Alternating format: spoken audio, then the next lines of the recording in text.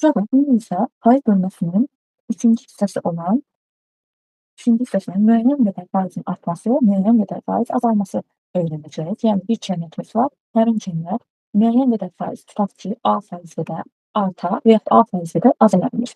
Bunu həyatda çox qarşımıza çıxır. Bundan nümunə gətirərək izah edeyim sizə dərsi. İlk növbədə baxın, tutaq ki, bizim köynəyimizin qiyməti 50 manatdır. Az yazın bura, qeyd edeyim.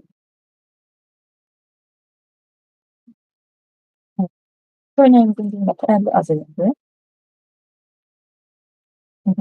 İndi deyir ki, köynəyin qiymətini 20% artırdı. Bəs köynəyin geçim qiyməti nə qədərdir soruşur. Deməli, köynəyimiz əvvəl 50 manat idi, sonra onu 20% artırdı, bir sonraki qiyməti nə qədər elədi? Bunu tapmaq üçün mən ilk növbədə məsələni başa düşməliyik ki, 20% artırı nə deməkdir? Yəni 50 manatın 20% qədər artmaq.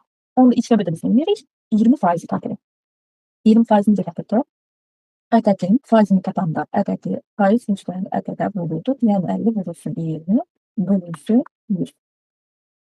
Buradan biz tapaq. Yəni artırını S ilə işarələsək, artırını S-dir və biz sonraki qiyməti nə olur? 50 plus S. S-ni tapaq üçün də 50'nin 20%'ini tapır. 50'nin 20%'ine 50 vurulsun 20 bölünsün 100. Hər bir tərəf çıxırsa nə olur? 2 vurulsun 5 bərabərdir 10. Deməli, S 10'dur. S 10'dursa, onda 50 S nədir? 50 plus S'miz isə cavabımız 60 olmuş olur. Cavabımız 60'dır. Deməli, köynəyin yeni qiyməti 60 olur. Və biz bunu öyrəndik. Necə öyrəndik? İlk növbədə götürdük, 20% tapdıq. Ədədin üzərinə həmin faiz qədər əlavə etdik. Burada da gördüyünüz kimi əvvəlcə faiz hissəsini tapırıq. Daha sonra isə əvvəlki qiymətin üzərinə əlavə edirik. Yəni bir neçə nümunədə yazaq istəyirsiniz. İlk növbədə hansı? Deməli biz cəmiyyətin faiz artmasına necə baxırdıq? Əgər bizim A cəmiyyətimiz varsa, A ədədinin B faiz artması nə deməkdir? Artması o deməkdir ki, A ədədinin üzərinə A ədədinin B faizini gəlirik. B faizi nə zaman gəlirdi? A vurulsun B bölünsün 100 şəklində yazılıb hesablanır. Bu belə. İndi isə burada bir nümunə misalımız var. Onun üzərindən həll edirik. Baxın, biz nə dedik? Cəmiyyət faizlə artmasını öyrəndik. Harada ki, çox, məsəl üçün 25% çox və yaxud 25% azdır görsəz, bu da eyni zamanda faiz qədər artması deməkdir. Yəni, əvvəlki cəmiyyətin onun qədər artması deməkdir. İlk növbədə məsələmizə baxaq. Məsələdə deyir ki, bir qutuda 25 dəftər var. Birinci qutuda 25 dəftər var, ikinci qutuda isə birinci qutudan 25% çox dəftər var. Ümumi dəftər sayını tapın. Deməli, bir qutumuz var. Bu ikisini gəlməmək üçün eləyirik. Birinci qutudakı dəftərlərin sayı ilə ikinci qutudakı dəftərlərin sayını toplayıb ümumi dəftərlərin sayını tapmalıyıq. Deməli, birinci qutumuzda qrafik çəksək. Birinci qutumuz var və onun üzərinin içərisində 25 dəftər var. İkinci qutumuz var ki, bu ikinci qutu 25% çox. Yəni, 25 dənə dəftər və eyni zamanda həmin 25'in 24% qədər çox dəftər saxlayır özündə. Yəni, plus 25%. Bu da 24%. Bu da 25 dəftərin özü. Onda bu birinci və bu ikincidirsə, onda onları cəmləmək üçün yenirik. İlk növbədə birinci dəftəri baxaq. Birinci dəftərimizin sayı nə qədər idi? Birinci qutuda dəftərimizin sayı 25. İkinci qutuda dəftərimizin sayı tapmaq üçün faiz artımı üsulunu hesablayırdıq və 25'in üzərinə 25'in 24%'ini gəlirdik. 24% necə tapılırdı? Ədəd vurulsun faiz göstərən ədəd bölünsün 100. Bu da ədədin 24%'dir. Cavabı isə burada 25 ilə 25 ixtisara etdiyimiz 25 ilə ixtisara edərək 24 bölünsün 6, 25 plus 6, 31. İkinci qutuda isə deməli 31 dənə kitab var, dəftər var. Onda ümumi sayı nə qədər eləyir? Ümumi sayımız eləyir 31 plus 25. Cavab 56. Deməli, ümumi iki qutuda da 56 dəftər vardır. Buradan da nə öyrəndik? Buradan öyrəndik ki, 31 25-dən 24% çoxdur. Yəni həm 25 üzərinə də 25-i 24% qədər gəlmiş oluruq ki, biz 31-i alaq. Bu belə. Ümumilikdə, yəni ədədin faiz qədər artımı həmin ədəd və həmin ədədin B faiz, A ədədinin B faizi qədər artımı həmin A ədədi üzərində də A ədədinin B faizinin tapılmasını gəlir. Bununla da müfaizi tapılır. Buna uyğun mürəkkəb bir misalda işlədir. Gəlin indi faiz, cəmiyyətin faiz qədər azalmasına baxaq. İndi isə müəyyən faiz azalmasına baxaq. Yəni cəmiyyətin müəyyən faiz azalması. Cəmiyyətin müəyyən faiz azalması o deməkdir ki, yəni tutaq ki, A ədədinin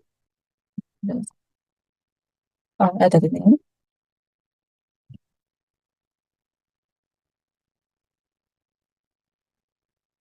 B faiz artması, azalması. A ədədinin B faiz azalması, yəni A ədədinin üzərindən A-nın B faizinin çıxılması demək. Bunu tapmaq üçün ilk növbədə A-dan A-nın B faizini çıxırıq. A-nın B faizini tapılırdı. A vurulsun, faiz üstünə ədəd bölünsün 100. Ədəd vurulsun, faiz üstünə ədəd bölünsün 100. Bu beşincidir. İlk növbədə faizin hissəsini tapırıq buranı. Daha sonra isə əvvəlki qiymətdən çıxır, yəni A-dan. Bu da o deməkdir ki, yəni elə bir yeni qiymətin var ki, həmin qiymət, köhnə qiymət çıxılsın, köhnə qiymətin faizə hasili bölünsün 100. Bunu belə də izah edə bilərik.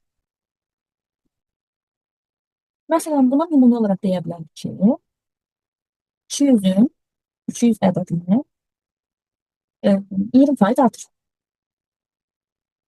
Artır. Bu belə. Bu birinci. Bunu fərq üçün nə edərik? İlk növbədə 200 ədədini 20% artırmaq üçün bu deməkdir ki, həmin ədədi həm 200 ədədinin üzərinə 200 ədədinin 20% qədər əlavə etmək lazımdır. Əlavə etmək lazımdır. Onda 200-ün üzərinə 200-ün 20%, yəni 200 vurulsun 20% necə tapılırdı? Ədədin faizi, ədəd vurulsun özü bölünsün 100. Bu da belə.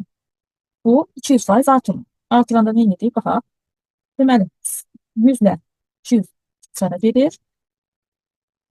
Və biz cavabda almış oluruq ki, 200 bölü 100 40. 200 bölü 100, 200 bölü 40 o da eləyir 240. Cavabını 240. Yəni 200 ədədini 20% artırdıqda 240 eləyir. Gəlin indi bəs 200 ədədini 20% azaltsaq eyni qədər. 200 ədədini 20% azaldıq. Eyni şəkildə necə ki artırmışdıq, azaldanda da eyni ardıcıllıqla 200 ədədinin üzərindən 200 ədədinin 20%. 200 ədədinin 20% necə tapılırdı? Həmin ədədini vurulsun faiz göstərən ədəd, yəni 20 bölünsün 100 ədədin faizinin tapılması. Bu da eləyir. Nə deyirdim? Mən dediyimə görə silinir və 200 çıxılsın. Gör nə eləyir? 160. Cavabını 160. Fikir veririk. Yəni 200 ədədinin 20% 40 olduğu üçün 20% artırdıqda 200-ün üzərinə 40 gəldi. 20% azaldanda 200-ün üzərindən 40 çıxdı. Bu da belə. Yəni ədədin cəmiyyət faizi artırır. Bunu həyatda da qarşımıza çıxa bilər. Onlar da necə? Məsələn, deyir ki, almanın qiyməti 3 AZN-dir. Yəni 3 manatdır. Və satıcı onun qiymətini qaldırdı 30% qədər qiymətini azaltdı. Almanın qiyməti 3 manatdır. Onu 30% azaltdı və deyir ki, 30 manat azaltdı. Daha sonra isə müştəri həmin almadan 2 kilo aldı. Onda müştəri 2 kilo alma üçün, yəni 2 kiloqram alma qiyməti aşağıya düşdükdən sonra neçə olur? Gəlin onu tapaq. Mən ilk növbədə həyatdan da bir nümunə misal verək ki, tutaq ki, satıcı almanı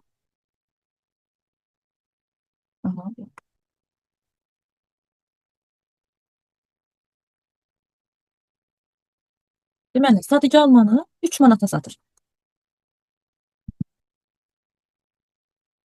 3 manata satır. Və o qiymətlər, meyvələr köhnəldiyi üçün qiymətlərini aşağıya salıb və 30% aşağıya salıb qiymətlərini. Yəni almanın qiyməti 30% azalmışdır. Qiymət 30% azalır. Hı -hı, azalır. Və deyir ki, alıcı qiymət azaldıqdan sonra 2 kiloqram almaya nə qədər pul ödəyir? Yəni alıcı daha sonra 2 kiloqram.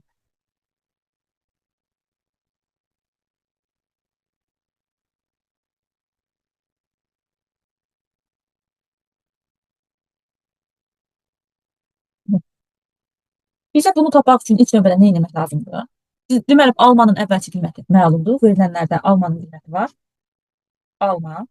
Yəni, əvvəlki qiymət yazaq. Əvvəlki qiymət 3 manat. Artım 30%. 30% azalım.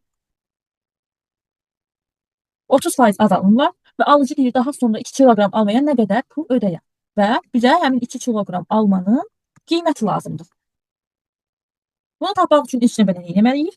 3 kiloqram almanın, qiyməti 3 azayın olan almanın 30% endirilmiş qiymətini tapmaq lazımdır. Endirilmiş qiymətini də S ilə işarə etsək, həmin S-ni tapmaq üçün nə etmək lazımdır? Köhnə qiymətin üzərindən, köhnə qiymətin 30%-ni çıxmaq lazımdır. Necə ki, burada olduğu kimi köhnə qiymətin üzərindən, köhnə qiymətin 30% nə qədər eləyir? 3 manatın 30%, yəni 3 vurulsun 30 bölünsün 100.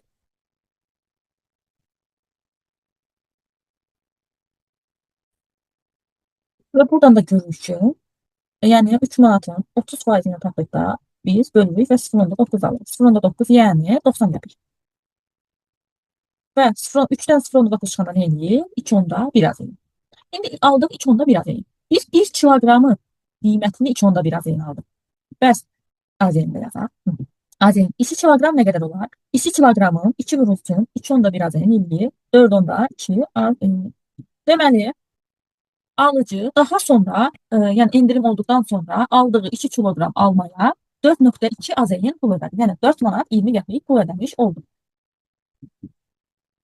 Əgər endirim olmasaydı nə qədər ödəyərdi? Endirim olmasaydı 1 kiloqram endirimdən əvvəlki qiymətinə baxaq. 1 kiloqram əvvəlki qiyməti 3 manat idi. Onda 2 kiloqramın əvvəlki qiyməti nə qədər olardı? 6 manat.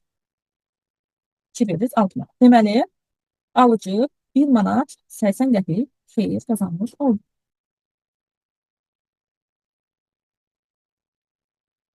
Bu da belə. Bununla da biz faiz bölməsini tamamlamış olduq. Əgər sorunuz varsa, əlavə sorularınız ya da əlavə istədiyiniz yəni slaytlarında əlavə etmək istədiyiniz şeylər varsa, yorum sesine qeyd edə bilərsiniz. Bununla da faiz bölməsini yekunlaşdırdıq və daha sonra isə ikinci hissəyə keçəcəyik. Və ikinci hissədə isə artıq başqa dərslərə öyrənəcəyik. Ümidvaram video sizə yararlı və məlumatlı oldu.